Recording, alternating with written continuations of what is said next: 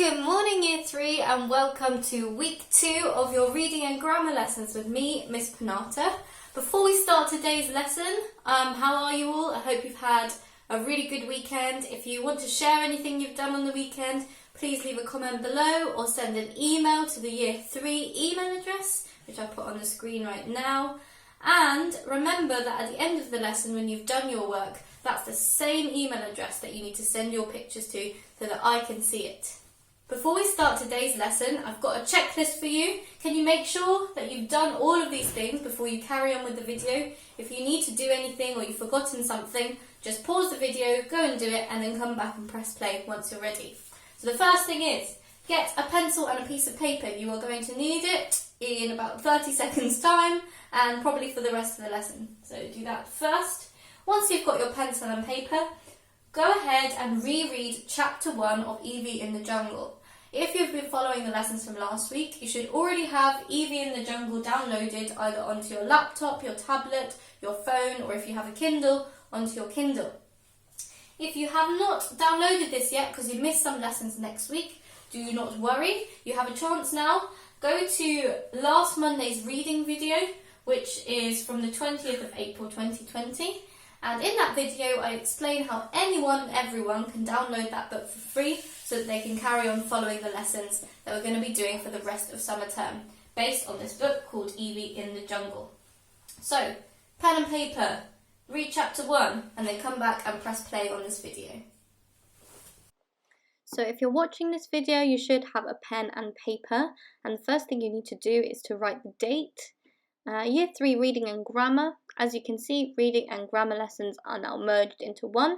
So you just need one title for both together. And the LI today is to be able to identify and explain the meanings of the prefixes. And then in brackets it's got all the prefixes. Please include this in your LI. Super, inter, auto, anti, and re. So pause the video if you need to finish. And in a second I'm going to carry on. Okay, now we have a quick challenge before I teach you all about prefixes. First, I want to see what you can remember about prefixes yourself, because you should have come across them in Year 2. Here are some words I've chosen from chapter 1 of Evie in the Jungle. So you should have seen them, and hopefully if you didn't know what they were when you were reading your book, you would have looked them up in a dictionary. Let me read out the 4 words. Unwanted, superstar, interspecies, and stranger. My question is, and I want you to write this down on your piece of paper, which of these words does not contain a prefix? So most of them do have a prefix in them.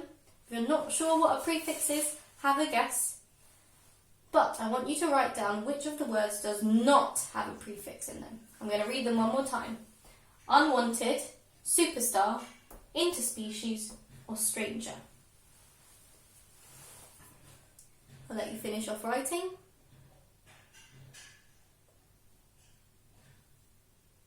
Okay, so I'm going to reveal the answer now. If you got stranger, you are correct, because stranger is the only word out of all of these 4 that does not have a prefix in it. Now, let's learn about prefixes. So let's recap prefix for those people who might have forgotten what it is. A prefix is just a small group of letters that can be put together and attached to the beginning of another word. That little group of letters has its own meaning, and therefore when it's added onto another word, it changes the meaning of that word. So what you need to remember is that a lot of words which have a prefix, they have a root word that was there before the prefix got added on. Funnily enough, the word prefix is a word with a prefix in it. Let's have a look. The root of the word prefix is the word fix, which means to attach or add something together. You know, like fix something to something else. The prefix that's in the word prefix is pre. And the meaning of this little set of letters, it can't be used as a word on its own, but it has a meaning, which is something to do with before. So when this prefix pre is added onto the word fix, it changes the meaning of the word fix to being, of this whole word altogether, from being just to attach, but something like to attach before. We need to add that before in because now we've got the pre. So as you can see, a prefix is a way of changing the meaning of the word just by adding a few letters. The reason we learn about prefixes is because a lot of words you see in stories, just like the ones I put on the board at the beginning of the lesson, have prefixes in them. So if you already know the root part of the word and you know what the prefix means, you can use that knowledge to help you understand what the new word, which is those bits added together, could mean. You actually already know a prefix that you should have learnt in year 2. Let's take a look at it. It's called un. So the prefix un has the meaning not. So whenever it's added to another word, it adds the meaning not to the original meaning of the root word. How can I use this to help me?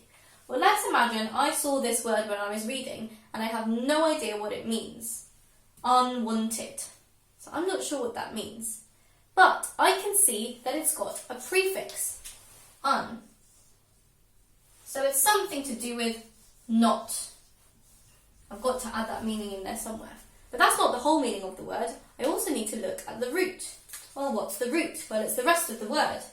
Wanted. Wanted. I know what that means if something's wanted. So now, if I mush those two meanings together, not wanted, I can figure out what the word unwanted means. It simply means something that is not wanted. Let's have a look at one more un word. Unhappy. Let's use our knowledge of prefixes and roots to explain the meaning of unhappy. Have a go yourself on a piece of paper, and I'm going to do it with you so you understand the steps. So first, can you see a prefix? Yes, I can see un, which means not. So I write the meaning down. Can you see a root? Yes, I can see the root happy, which has the meaning, well, we can just use the word happy because we know what that means. So, overall, the word unhappy with this prefix added in means not happy, which hopefully you should already know. Now, a message for all the students who are in the group Indigo or Jade. Your task for today is going to be based on the prefix un. So carry on watching and I'll explain what your task is. I'll give an example of how to do it and then you'll have some time to do your task. If you have not been told by a teacher that you're in the Jade or the Indigo group, you will not be doing this task today. You have a different task at the end of the video. So you can either watch through the tasks that the others are doing, if you're interested, or you can fast forward the video a little bit until you find the next part of the lesson. Hello Jade and Indigo group. Above me you can see your task and I'm going to show you how I've done the example at the top and then you can carry on filling in the rest of the table on your own. If you don't have a printout of this sheet from the school website, you can just pause this video here or once I finished explaining and write your own columns, so you should have 3 headings: root, word and meaning. So the task says, these words contain the prefix un. Identify the root and write down what you think these words could mean. So each word, which is in the middle, we've got to identify the root on the left and fill in the meaning. So I've done the first example for you. The word is unafraid. Now I know the prefix is un. I've covered that up. What have I got left? Got afraid. So that is the root word. So I put afraid in the root section. And then where it says meaning, I have to use my knowledge of what un means, which I know it means not, and what afraid means, which I know what that already means, and put it together to find the meaning of the whole word unafraid, which is not afraid. So if you have not got a printout of the task now, pause this video and complete it. And if you've already completed it, or if you have a document, just make sure to ask a parent or guardian to snap a picture and send it to me at the Year 3 email address. And I look forward to seeing what you've done. If you're in the Jade and Indigo group and you've finished this task, that is now the end of your grammar lesson for today, so you can take a break and carry on with the rest of your lessons. Goodbye! Okay, so hopefully now I should have with me all the rest of year 3 who are not in the Jade group or the Indigo group. If you haven't been told you're in either of the groups, that means you're just in this group with everybody else. And we're now going to move on to some new learning for today, which is the prefixes that are relevant to the chapter 1 of Evie in the Jungle that you have read today. So you're going to be learning some new prefixes. Listen up, listen carefully, because you're going to need this for your task at the end of the lesson. So the first prefix is super, which we had in the word superstar, which is how Evie is described in Evie in the Jungle. How can we use this prefix to help us to understand the exact meaning of the word superstar? I'm sure a lot of you already know roughly what superstar means, but let's have a look at how it breaks down. So super, the prefix, normally has something to do with above or beyond. So the word superstar, if we look at the prefix first, is beyond, something to do with being beyond. The root word is star, so beyond star, beyond a star, because we know it's describing a person or a thing. So beyond a star. So a superstar is so great, so amazing that it's even beyond a star. And that's why it's used to describe Evie, because she's so famous. Now here's some other words with super that you might have seen before. Superhero, which would break down to beyond or above a hero. So a superhero is just not just a hero, it's beyond a hero. Supernatural, you might have seen in mystery stories or in some fiction stories of something supernatural is happening. And again, it means beyond or above what is natural. So something supernatural, it's not normal, it's not natural, it's something beyond. Like a werewolf is a supernatural creature, because werewolves aren't natural. We don't just find them running around in the woods every day, do we? The next prefix for today is inter, which we found in the word interspecies in Evie in the Jungle. The prefix inter has the meaning of something to do with between. Between. So, interspecies, if we break it down, would mean between species. And the way it works in the story is that Evie has the ability to communicate between different species. So not just with humans, with other species as well, other animals. Interspecies. Now I want you to have a go at figuring out the meanings of the next two words that are going to appear on the board now. International and interact. International and interact.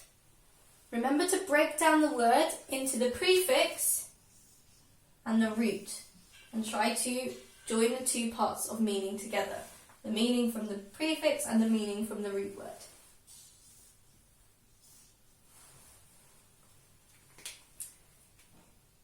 Pause the video if you need more time, but I'm going to give the answers now.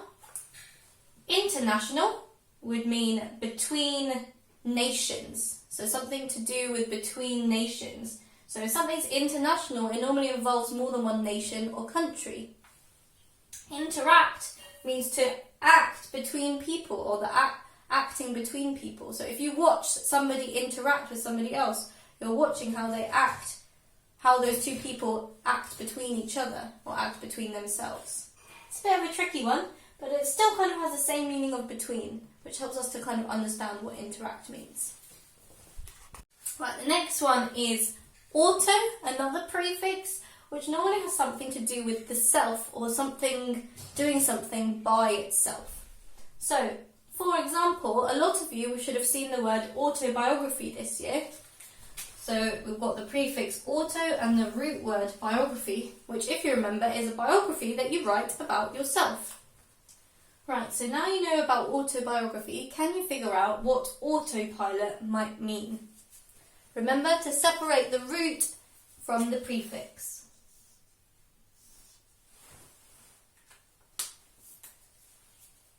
So hopefully you got something about piloting itself, or something being able to pilot itself or themselves.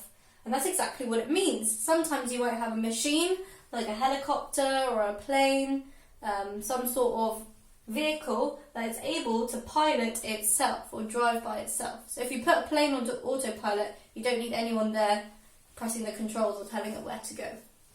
Right, just 2 more prefixes left to go.